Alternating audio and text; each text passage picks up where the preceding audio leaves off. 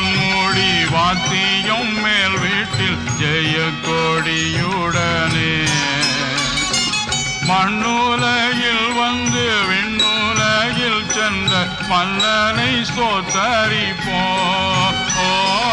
மண்ணுலகில் வந்து விண்ணுலகில் சென்ற மன்னனை ஸ்தோத்தரிப்போம்.